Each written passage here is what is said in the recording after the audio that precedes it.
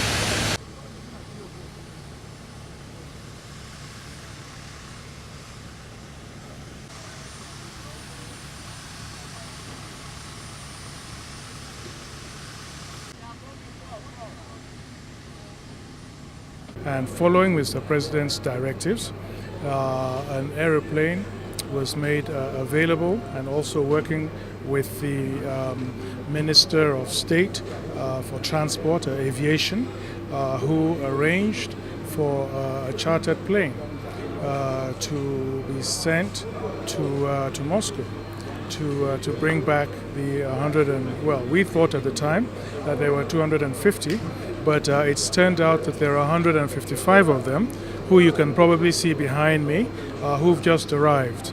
But the first issue was allegations that the travel agents had cancelled abruptly the return leg of their tickets, and so they were not able to come back.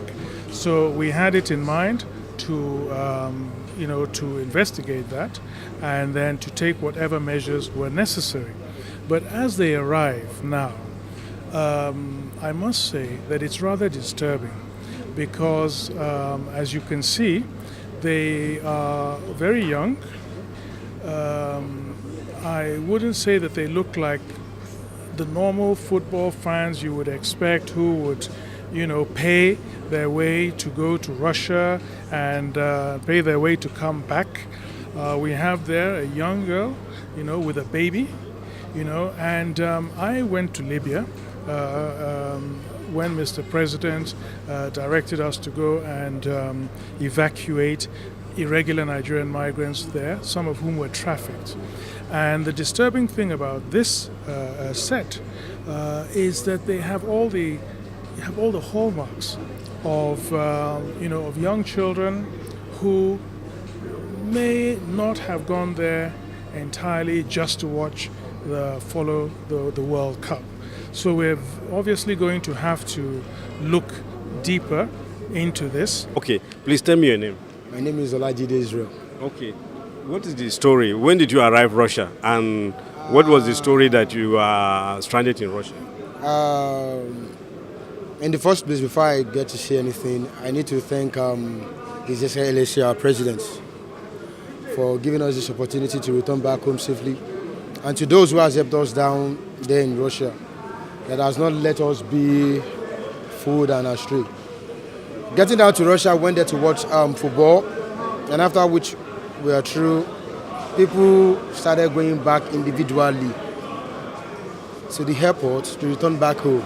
But getting to the counter, they found out the return ticket has been refunded by their agents. Likewise, it also happened to me. I've been in the airport for 11 good days, sleeping on the floor. I've got a man, we call him landlord, he has slept there for 3 weeks. Likewise, people, before the NGO, I'm putting on their shirt, they came to help us, they fed us, they did all they could to help us. Even I seized this opportunity to thank, how do I call him, the honorable over there. The ambassador. The ambassador, rather, who helped us also, and the co-members. It's not done here with what all our agents did to us. We bought a through and flow ticket, but unfortunately for us, our return ticket was refunded. Why? We don't know. It will be another thing entirely if someone wants to cross. Nobody's crossing here. Those that want to cross refuse to come with us. Those that want to cross refuses to come. They bought us in an hostel.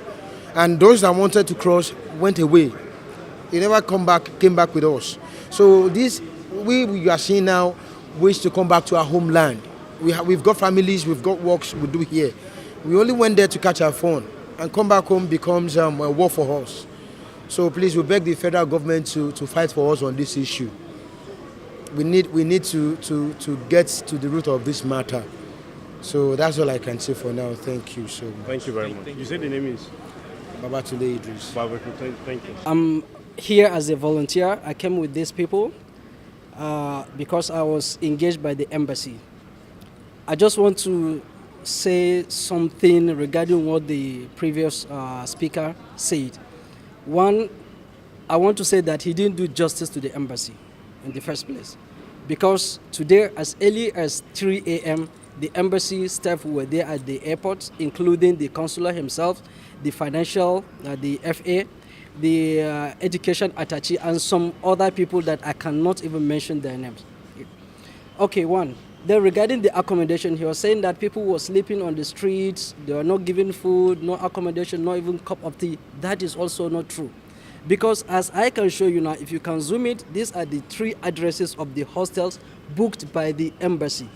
And I was the one who even helped the embassy to book this accommodation. Look at the addresses. You can snap them. It's in English. Butcherskaya 6, that is one of the address. If you can zoom it, there are 3 addresses of the hostels. Yeah, that is one. Then regarding feeding and other things, looking at the number of people, of course, the embassy and the staff quarters is not in the same place. So if you go to the embassy and sleep at the embassy, that doesn't mean you go to the consular house or the ambassador house. They are in different locations in Moscow. Moscow is one of the largest cities in the world. Yeah? So you might be at the embassy. From the embassy to the consular house might be 1 hour or even more drive. Not even trek or something, it's drive. Might be 1 hour or even more. Yeah?